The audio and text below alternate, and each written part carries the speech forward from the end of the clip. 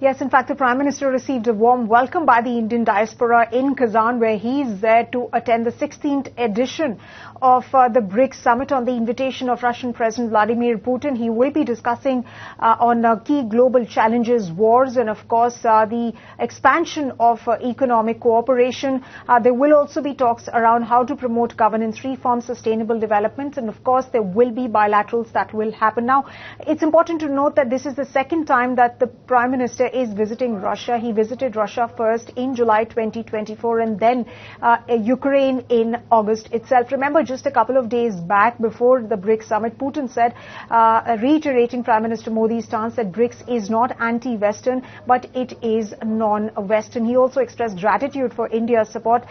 Meanwhile, we are also learning that John Kirby, the White House National Security Communications Advisor, has said that the United States doesn't really view BRICS organization as a threat. But let's focus on what is expected, the key things to expect, the key things to watch out for. Number one, the bilateral with Russia, because India, remember, is aiming to build $100 billion in bilateral trade with the country by 2030. Putin also advocated for SWIFT like cross-border payment system, because a lot of Russia's economy's issues are linked to cross-border trade and payments. So this is in Russia's main interest, which is to break dominance of the US dollar. So it wants an alternative trade mechanism, a cross-border settlement system to be arrived at that doesn't involve the dollar. The second most important thing to watch out for will be Prime Minister Modi's bilateral with Iran's President Masoud Pezeshkian in light of the Middle East conflict that has escalated.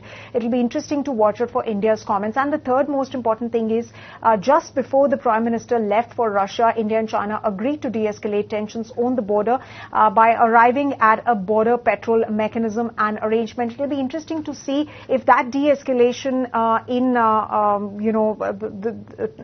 stress between the ties between the two nations will indeed actually lead to Prime Minister Modi and Xi Jinping's bilateral. So that is the big thing that we'll be watching out for.